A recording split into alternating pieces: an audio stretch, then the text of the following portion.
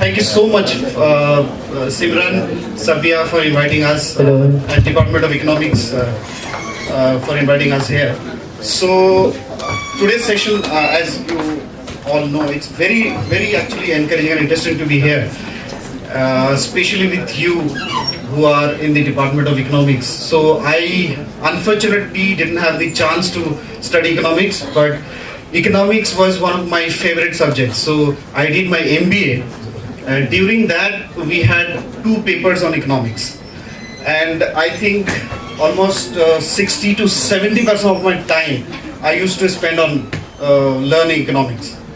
And my interest also helped me to become a faculty of economics at one of the institutes, premier institutes in Delhi, management colleges in Delhi. So I will take from the last session where we left, where our Honorable former Minister Yashwant Sinha was giving some background about the budget, last budget that we, this government presented, and then we'll come to the subject.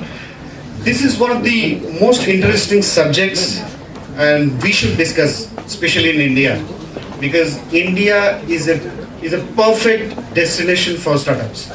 So we used to see billionaires, or in today's world we call them unicorns, coming out from America, coming out from Europe. Now that is happening very much in India, and how they are becoming billionaires, how we are creating entrepreneurs or startups. That is what we want to discuss. So to go there, we need to understand the broader macroeconomic perspective of the country and the world.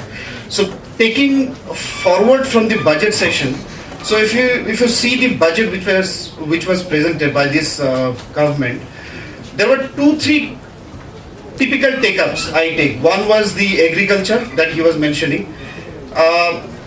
You have to give credit to the agriculture sector of this country, because any country you are a student of economics, so you know, none of us I think are associated with agriculture. But we eat every day. We use the products that come out of agriculture every day. Believe me, none of these startups, none of this industrialization will survive if agriculture is not in a healthy shape and is not boosting. So any industrialization supported by agriculture can make a very healthy and good economy. So that's one point. So one of the initiatives they have taken is insurance scheme. I personally believe when we talk about insurance, insurance is a sign of failed economic system. Whether that is a health insurance or insurance in any sector. Because what is insurance? Insurance is like you insure and ensure survival or protection of a sector. Why do you need that? You need that when that sector is failing. So you need to take measures to boost that sector, not to protect it. Because if you are taking measures to protect that sector, which means it's failing. So don't take measures, because it's very simple. We all know what are the typical general traditional solutions to boost Indian agriculture. But unfortunately our political system will never take those decisions. Because they have to then work hard. They have to work day and night to implement all those. Making policy is very easy part. It doesn't need anything. In a simple room, you can sit and you can form policy. In the internet age, you get all the possible information.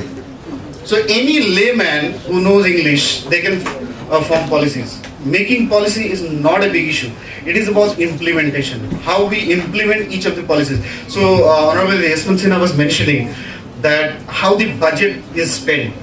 So, if you see every year the budget we prepare, 60% of them goes waste or unused.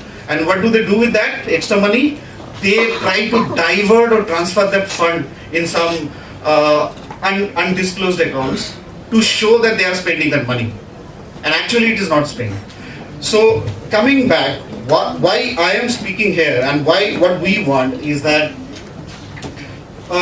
coming back to media, that media has a very important role to play in any society.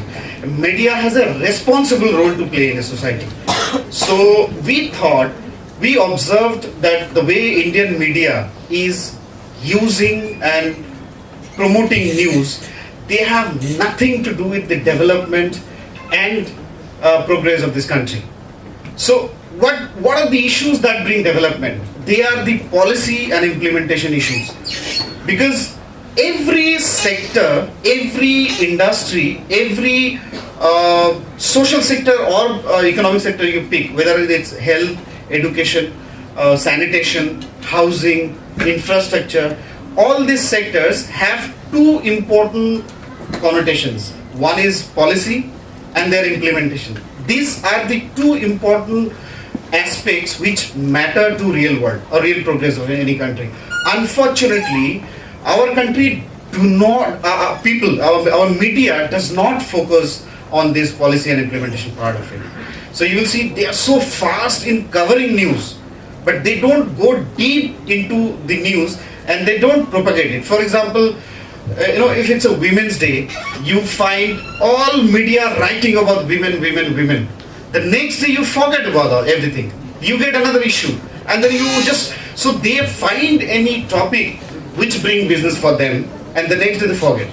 So actually the media has lost, and you all know, I mean today's media, they have lost their credibility. None of the media are unbiased in their news coverage.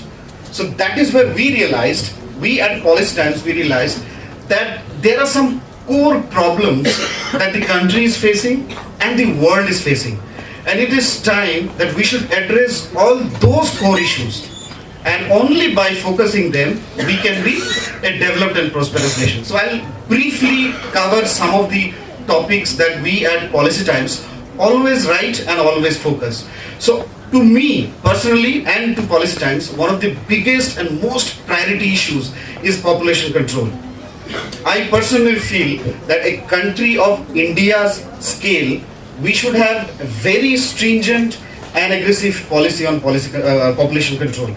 Because the population growth rate that you see in India, it is very fast. And how do we control it? Now, we don't have to make a China type policy, a one child policy. You see Europe, you see China. Europe had done nothing in terms of controlling population. What you have to do is you have to educate people. That's one. So similarly, we have identified such 7-8 sectors like housing for all, healthcare for all, education for all.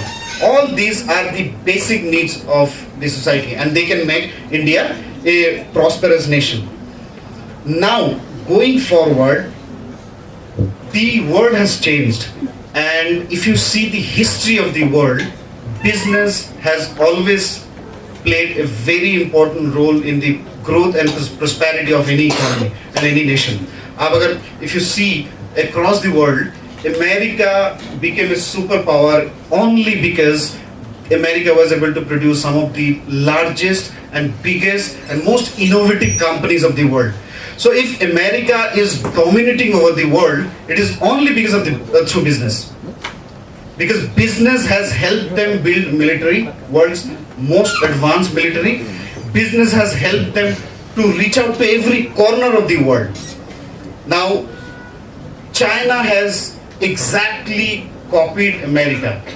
And Chinese business from here, though we don't see them much, but China is almost at the equal level of America in terms of creating one of the best companies, innovative companies. We'll discuss all of them. The third country which matter to the world today is India. That how India creates an environment which gives importance to business, and it is giving rightly so. Because if you see the present government, the whole and soul, the approach of policy making has been towards making policies favorable for business.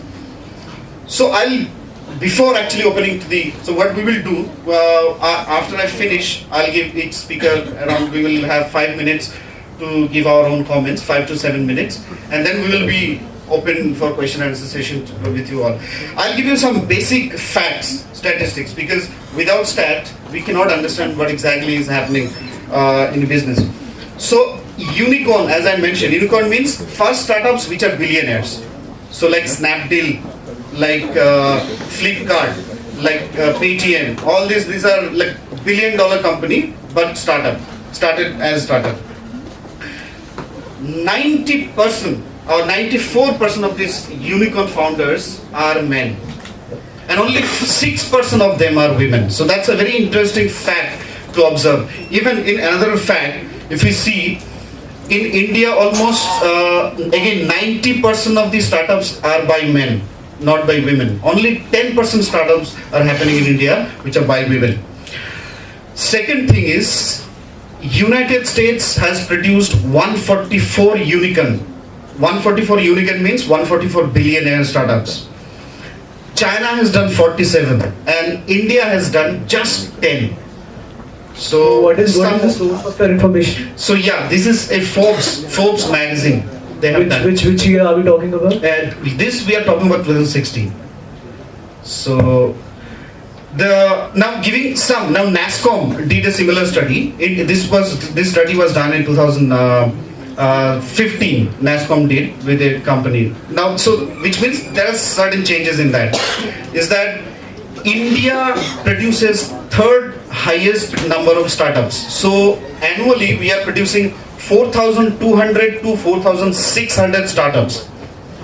America, on the other hand, and UK, they were ahead of us. I think by today, we are ahead of UK, because UK produces around 4,800 or 900 entrepreneurs, but we are producing far ahead of them now. And the average age of this startup is below 35 years. Actually, the exact average age is 28 years. So all the Indians who are building companies, who are becoming entrepreneurs, they are below 30s and around 28.